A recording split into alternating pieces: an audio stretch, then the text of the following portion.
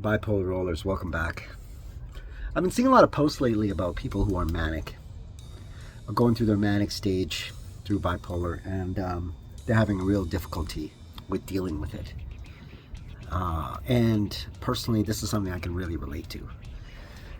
When I'm manic, oh God, I mean, we're talking at least a week of sleepless nights, endless energy, rearrange my whole house, take on projects that I've been putting off and only get a part of them completed, or tear apart the house, getting them done.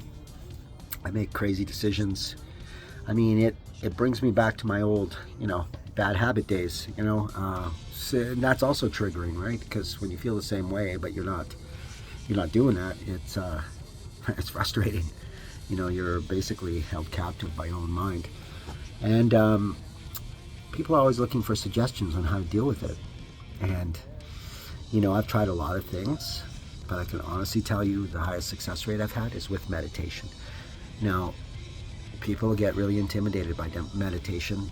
They often have a hard time sitting quietly alone with themselves and not having their minds racing, which I totally get because I had a hard time too. I even went to a Buddhist temple and meditated with the monks there, and tried all the cliches that you hear about. I tried to sit cross-legged for 3 hours, and that was damn near impossible.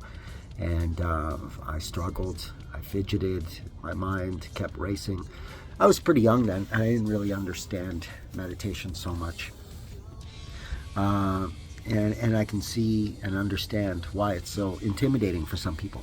But you got to understand what meditation is. It's not about necessarily clearing your mind so much. That will come with time. What you do is, and this is my tips here, is to you sit quietly to yourself, or you can listen to some soft music or whatever, and the idea is that your brain has been so programmed to throw things at you all the time. And the trick is not to try to block it out, but follow the path of Eckhart Tolle, who says that the thoughts will come, and what you do is you just don't invest in them. So you notice that they're there, you acknowledge them, right? You go, okay, yeah, that's nice. And then you let them pass. It's simple. It will pass. Just don't invest in it. So if you're sitting there and you're thinking, I gotta do laundry tomorrow, and that thought pops up in your head, and then you start thinking about doing laundry, what you need to do, you just gotta stop it right there. I have to do laundry tomorrow. Yes, I do. And then cut it off. That's it. Just don't follow the path of the story. That's how you meditate. Now, if you have a hard time like me sitting still, you could try something that I advocate a lot on my channel, which is moving meditation. Some monks that Eckhart Tolle had met practice something called moving meditation, and they basically find a nice nature walk or something I do often, and then walk through the woods or on the grass or somewhere with like not a ton of stimuli or activity, but just somewhere peaceful. And then look at everything like you're seeing it for the very first time, like a newborn child. The fascination with it.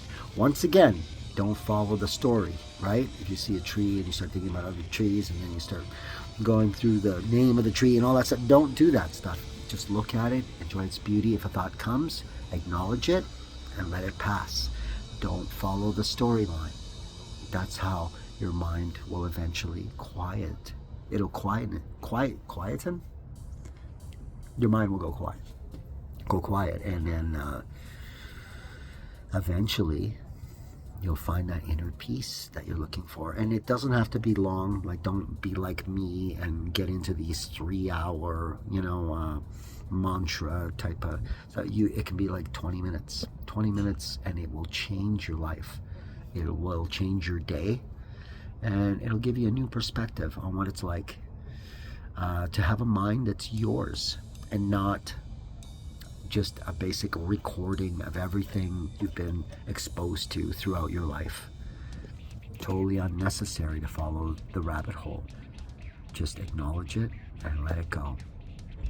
And eventually, as you get better at that, you'll learn to just kind of filter things that aren't important at that time, and your mind will finally learn how to relax, something you want to do when you're going manic. So I hope that that helps a little bit. I'm always available for online coaching. My fee is really pretty inexpensive, and I'm happy to help.